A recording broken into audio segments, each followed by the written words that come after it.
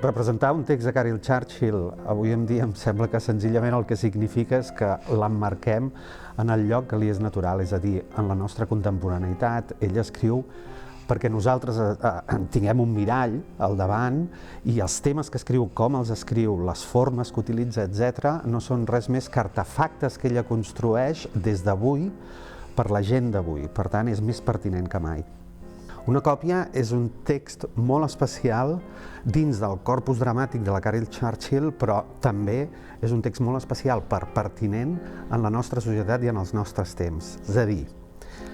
una còpia és un text que parla de tots els grans temes transversals en la nostra societat, des del patriarcat fins als feminismes, passant per les relacions entre pares i fills, també la relació amb la ciència i amb la tecnologia, que està en aquests moments tan sobre la taula,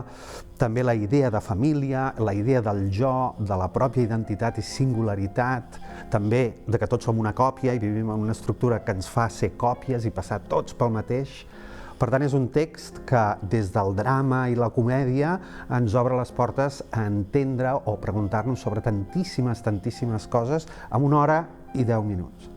Els espectadors i les espectadores que vingueu a veure una còpia, el que us trobareu és, d'entrada, un text extraordinari,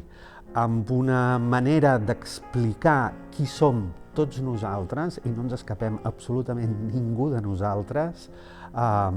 molt, com ho diria, entre allò clàssic i allò innovador, és a dir, sense estranyesa, però alhora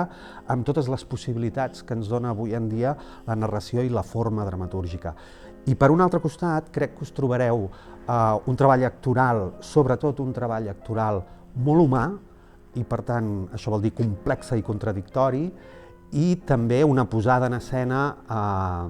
que segueix una miqueta la línia d'escena digital que anem treballant des d'Atrium, on el so i el teatre visual a través de les eines digitals, i en aquest cas també de la intel·ligència artificial, hi tenen molt a dir. En el repartiment d'una còpia, un dels protagonistes és el Salter, interpretat pel Lluís Marco, un actor que, i més ara, ja havia treballat amb ell, l'havia dirigit, però ara que he estat a l'escenari amb ell i que hem seguit treballant des d'una complicitat i havent-nos conegut, un actor extraordinari que és capaç de donar uns matisos i una maduresa a un personatge terriblement complex i complicat. El personatge del pare, no? Aquest pare que ha fet una sèrie de coses en el seu passat i en el seu present que han desencadenat tota aquesta història tan plena de temes i de matisos. Aquesta proposta que fa Atrium d'una còpia, ens trobem en la situació de que jo la dirigeixo i alhora també interpreto amb el Lluís Marco. Un fet que jo he fet alguna vegada, sobretot 2 vegades, una tercera ho vaig fer però amb una direcció mixta, i que realment és una experiència quasi bé diria que mística, perquè estàs tot el dia entre la direcció i l'actuació dins de l'obra.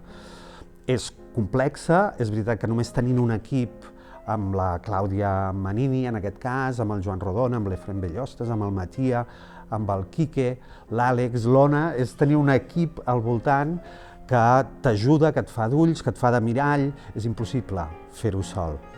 Alhora també és veritat que el fet de dirigir en una obra d'aquest tipus tan actoral, on l'actor mana tant en l'essència de l'actuació, doncs és extraordinari poder estar dins, perquè pots dirigir des de dins, també la qual cosa és una cosa terriblement esquizofrènica, però és real i és possible.